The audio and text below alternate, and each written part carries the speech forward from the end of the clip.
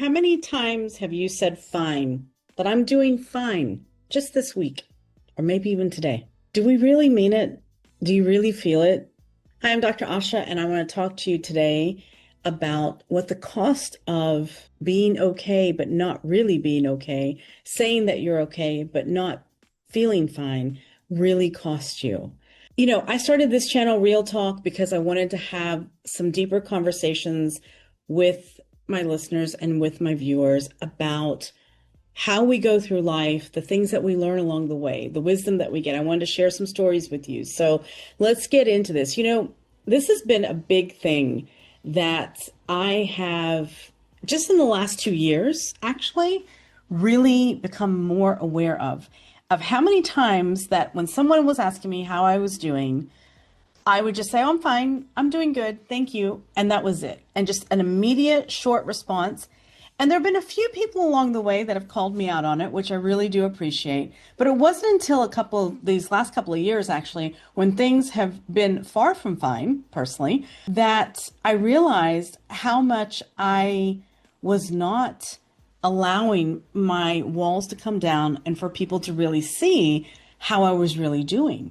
And I know that we all do this. And then, of course, now here's the thing. Of course, you've got also the fact of the matter is that some people will ask you how you're doing, not really wanting to know.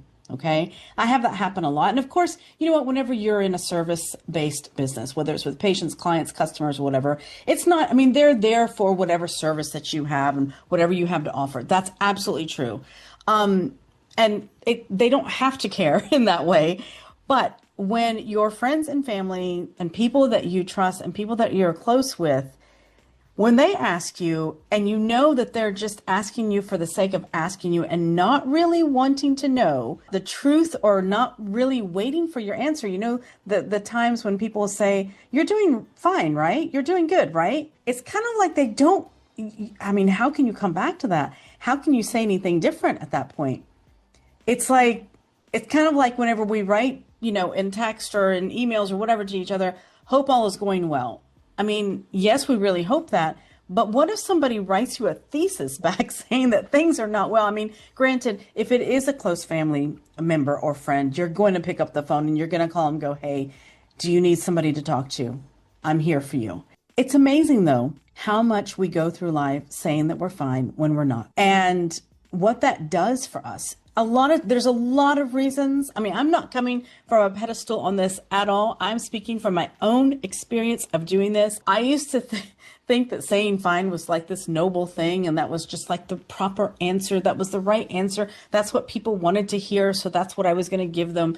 But why do we do this? Have you ever stopped to think about why are you saying this? I know for myself, first and foremost, it was about appearing weak. And I've realized now there's nothing about weakness.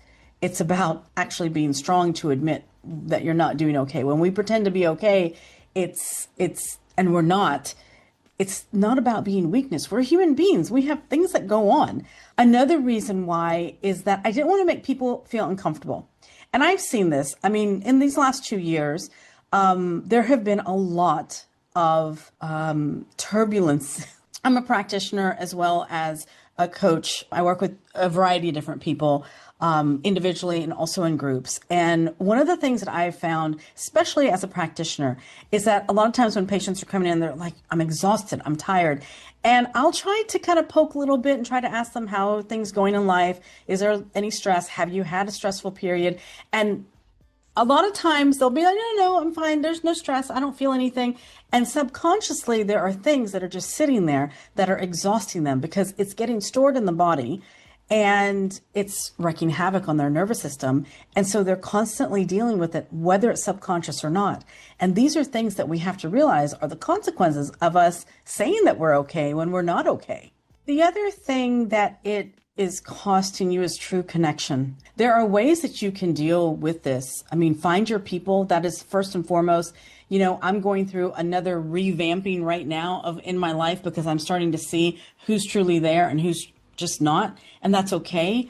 That's fine. But I'm just really kind of honing down with who are my people I really can share the intimate, raw good, bad, and ugly to versus who do I need to be a little bit guarded with and a little bit distant with. And that is okay. People will probably get offended by it. People will be upset about it, but it's okay. That is your right to do it. You have to be discerning when it comes to your emotions and who you share things with, of course. You have to feel safe and you have to feel heard. There has to be a mutual respect. All of those things are very important. Check in with yourself regularly. I journal all the time. I've been a journaler practically all my life. That is my telltale sign because sometimes I just do free thought writing and the truth will come out. You've got to have these check-ins with yourself to make sure to see how you're doing, and realize what you actually need that supports you. Do you need somebody to just listen to you, that you trust and that cares about you, that wants you to be well, that cares about your well-being? Or do you need to write? Do you need to journal? Throw that energy into creativity. Do artwork, whatever it may be, play music, whatever it may be, but figure that out so that way you know exactly when you are not okay and that you're in touch with your feelings. Using real words too. Using descriptive words to describe to people how you feel is very important too. Sometimes it can be off-putting for people. I have to tell you, some people are really uncomfortable with it, but you'll be able to feel that. You'll be able to get a sense of that. Once you start doing it, you'll start to realize who you can do that with and who, you're better not doing that with.